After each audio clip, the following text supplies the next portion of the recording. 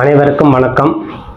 சிம்மராசிக்கு இந்த வாரம் 19/4/2026 முதல் 25/4/2026 வரை சித்திரை மாதம் 6ஆம் தேதி முதல் சித்திரை மாதம் 12ஆம் தேதி வரைக்கு உண்டான இந்த வாரத்துக்குண்டான பலன். சிம்ம ராசி உயர்வான ராசி, கர்ஜனை ராசி, எதுக்குமே அசைவு கொடுக்காத ராசி அப்படின்னு நிறைய பேர் சொல்லுவோம். அவ்வளவு தைரியம் பராக்கிரமம் உடையது. ஆனால் வெளி தோற்றத்துக்கு மட்டுமே அப்படி உள்ளுக்குள்ள ஃபுல்லாவே கோழைத்தனம் உண்டாகும். ஒரு பயம், ஒரு அச்சம், மனதுல ஒரு கவலை அப்படின்னு உள்ளுக்குள்ளே நம்மளுக்கு ஒரு ஐயப்பாடு கொடுத்து கொண்டே போகும். எவ்வளவு நீங்க தைரியமாக செயல்படுறீங்களோ அந்த சிம்ம ராசிக்காரர்கள் அதே அளவு ஒரு கோழைத்தனம் கொடுத்துக்கிட்டே இருக்கும். அப்ப தன்னை அறியாமல என்ன, சிங்கம் கர்ஜிக்குது, ஆனா உள்ளுக்குள்ள ஒரு பயம் எப்படி வரும்? கர்ஜனைக்கு ஏற்றபடி ஒரு தோற்றம் இருக்குங்க, ஆனா தோற்றத்தை கொடுத்த அளவுக்கு உள்ளுக்குள்ள ஒரு குழந்தைத்தனமான ஒரு குணம் உருவாகும். அதனால சிம்ம ராசிக்காரர்களுக்கு ஏமாத்துவதுங்கிறது ரொம்ப எளிமை. அதிகமாக ஏமாறக்கூடிய ராசி யாருன்னா சிம்ம ராசிக்காரர்களே இருப்பார்கள். அதுக்காண்டிதான் கோழைத்தனம் சொல்லும். அது கொலை அல்ல, பரிதாபம், பாசம், அன்பு அனைத்தும் கொடுக்கும். இந்த சிம்மராசிக்காரர்கள் நிதானத்தை கொடுக்கும். ஆனா பேசும்போது மட்டும் ஒரு கணீராகவே பேசக்கூடியவர்களாக இருப்பார்கள். அவ்வளவுதான் தவிர மிச்சது எதுவுமே சிம்ம ராசிக்காரர்களுக்கு எளிதில் வாங்கி கொள்ளலாம். மற்ற ராசிக்காரர்கள் கூட சிம்ம ராசியை எளிதில் ஏமாறக்கூடிய தன்மையை கொடுத்துருது. அவர்கள்ட்ட அதிகமான பாசம் இருக்கும், அன்பு அதிகமாகவே இருக்கும். யாராவது அவர்கிட்ட சிம்ம ராசிக்காரர்கிட்ட பேசினா அரவணைத்து செல்லக்கூடிய தன்மை உருவாகும். உதவினா ஓடி வந்து உதவி செய்வார்கள்.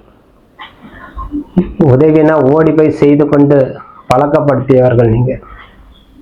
அதன் மனதுல எந்த விதமான கலக்கமே உங்களுக்கு இருக்காது. அந்த அளவுக்கு நீங்க தைரியசாலி. அப்பேற்பட்ட ராசிக்கு 8ஆம் இடத்துல சனி வந்து மனதுல ஒரு பயத்தையும் கலக்கத்தை கொடுத்து நம்மளுக்கு ஓரம் கட்டுறதும் அப்படிங்கிறது ஒரு தைரியம் இல்லாத தன்மையை கொடுத்துக்கிட்டே இருப்பார். உங்க ராசிநாதம் உச்சம் பெறும்போது பாக்கியஸ்தானம் 9ஆம் இடத்துல உச்சம் பெறார் சூரிய பகவான். உங்க ராசிநாதம் உச்சம் பெறும்போது உங்கள் வாழ்க்கையில அனைத்து எது இழந்தீங்களோ அத்தனை பெறக்கூடிய தன்மை. இந்த 1 மாதம் காலம் சூரிய பகவான் உச்சத்துல இருப்பார்.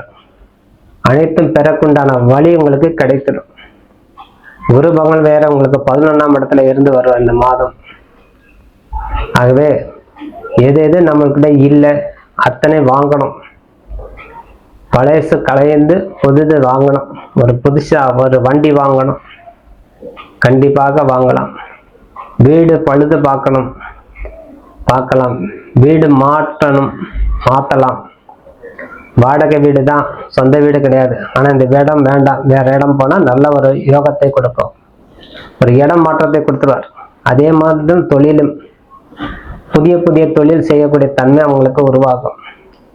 உங்களுக்கு ஏற்படக்கூடிய மனதில் இருக்கக்கூடிய தைரியமே உங்களுக்கு வழித்துணையாக நிற்கும்.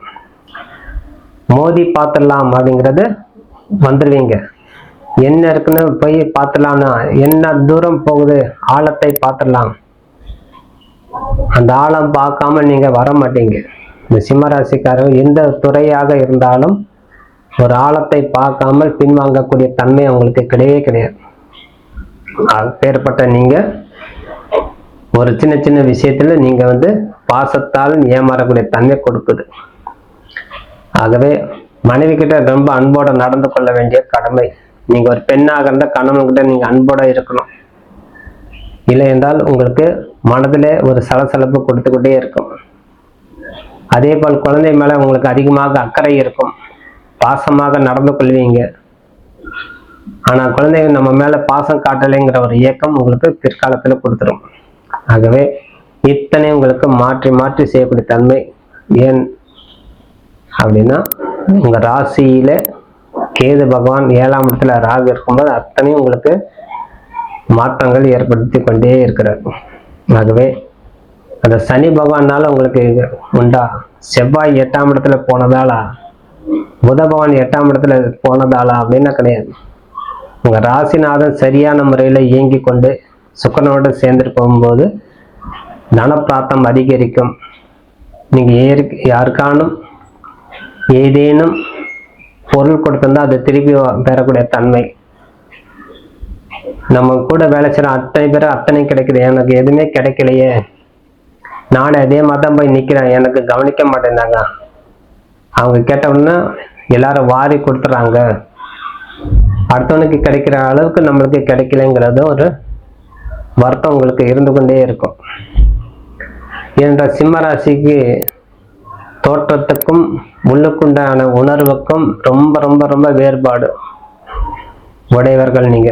அதுக்காண்டி தான் இத்தனையும் இருப்பினும் பிள்ளைகளுக்கு உண்டான தன்மை உங்களுக்கு அதிகரிக்கும். புத்திர பாக்கியம் உருவாக்கக்கூடிய தன்மை கொடுக்கும். திருமண பாக்கியத்துக்கு உண்டான தன்மை உருவாகும். 8ஆம் இடத்துல சனி இருந்தால் திருமணம் செய்யலாமா அப்படிங்கிற நிறைய பேர் கேள்வி. ஜனன ஜாதகம் என்னவோ அதுதான் நம்மளுக்கு இது கோச்சாரம். 8ஆம் இடத்துல சனி வந்தால் திருமணம் செய்யக்கூடாது, ரைட்டு.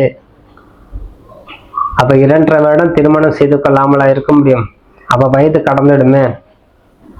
அதுக்கு தக்க முறையில பிராய்ச்சித்தங்கள் செய்து அந்த இறைவன்கிட்ட மன்றாடி, ஐயா இதுக்காண்டி நம்ம வந்திருக்கிறோம், எனக்கு அனுகிரகம் பண்ணுன்னு அந்த இறைவன்கிட்ட போய் வேண்டிக்கும் போது, அதே சனிபவன்கிட்ட வேண்டிக்கும் போது அவருடைய அருளாட்சியால் வாழ்க்கை மிகவும் சிறப்படையும். ஆகவே உங்கள் ராசியில அடங்கிய நட்சத்திரத்தை நீங்க பலம் படுத்தி கொள்ளுங்க. நீங்க உங்க ராசியில அடங்கிய நட்சத்திரத்தை பலம் படுத்தி கொண்டாலே உங்கள் வாழ்க்கை மேல் நோக்கி செல்லக்கூடிய தன்மையை கொடுக்கும். நீங்க ஒரு மக நட்சத்திரக்காரர்கள் இருந்தா பூர நட்சத்திரம் போய் கௌரி அம்மன், காமாட்சி அம்மன், மாங்காடம்மனை போய் வழிபாடு செய்து வருவதே சிறந்தது.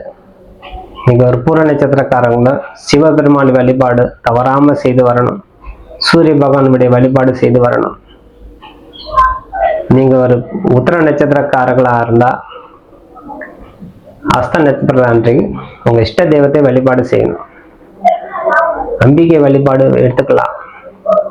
உங்களுக்கு பிடித்தமான இறைவனை வழிபாடு செய்து கொள்ளும் போது கைமேல் பலன் கொடுக்க சொல்லி விடைபெறுகிறேன். நன்றி, வணக்கம். ஜெய்பாலா, ஜெய்பாலா, வாழ்க வளமுடன். நன்றி, வணக்கம்.